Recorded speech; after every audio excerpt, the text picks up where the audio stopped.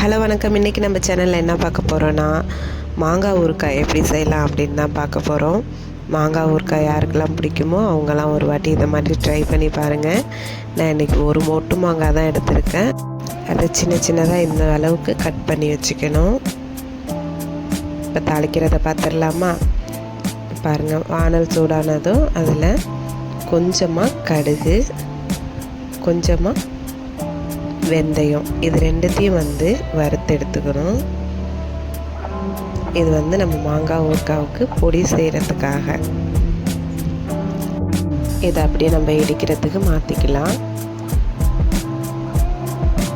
இப்போ அதே வானல்லையே தேவையான அளவுக்கு நல்லெண்ணெய் சேர்த்துக்கலாம். நல்லெண்ணெய் நல்லா சூடானதுக்கு அப்புறம் கடுகு நல்லா பொரிஞ்சு வந்ததுக்கப்புறம் கொஞ்சமாக கருவேப்பிலை சேர்த்துக்கிறேன்.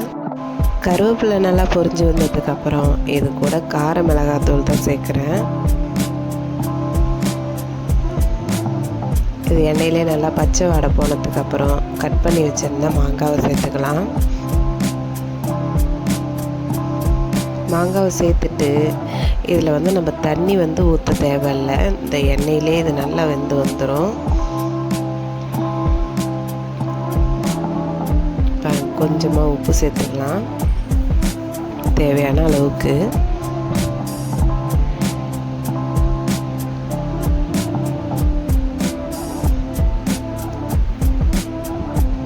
நல்லா இது மாதிரி ஒரு வாட்டி நல்லா கிளறி கொடுத்துட்டோன்னா நல்லா அதை பாருங்கள் கொதித்து நல்லா வேக ஆரம்பிச்சிருச்சு எண்ணெயிலேயே.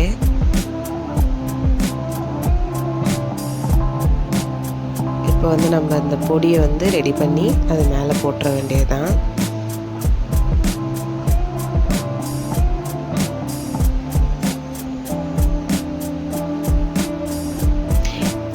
இதை மாதிரி பொடி சேர்க்காமையும் செய்யலாம், சேர்த்தும் செய்யலாம். பொடி சேர்த்து செய்கிறப்ப டேஸ்ட்டு நல்லாயிருக்கும். பாருங்கள், நல்ல கலராக நல்லா சூப்பராக ரெடியாகி வந்துட்டுருக்கு. இதில் டேஸ்ட்டுக்காக நாட்டு சர்க்கரை சேர்த்துக்கிறேன். நீங்கள் வெல்லம் இருந்தால் கூட சேர்த்துக்கலாம். நான் நாட்டு சர்க்கரை தான் சேர்க்குறேன்.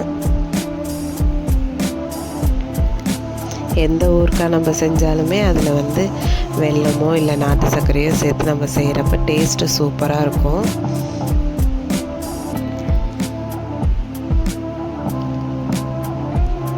இப்போ பாருங்கள், இது அப்படியே ஒரு 5 நிமிஷம் சிம்மில் போட்டு மூடி வச்சு எடுத்தோன்னா இப்படி எண்ணெய்லாம் நல்லா பிரிஞ்சு சூப்பராக ஊறுகாய் ரெடி ஆகிடுச்சு பாருங்கள்.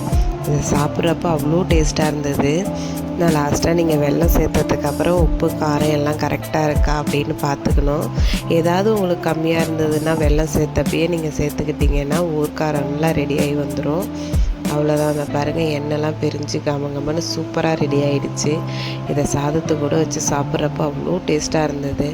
சாம்பார் சாதம், ரச சாதம், தயிர் சாதம், இது மாதிரி எந்த சாதமாக இருந்தாலும் வெரைட்டி ரைஸ்க்கெலாம் நம்ம வச்சு சாப்பிட்றப்போ அவ்வளோ டேஸ்ட்டாக இருந்தது. நீங்களும் ட்ரை பண்ணி பாருங்கள்.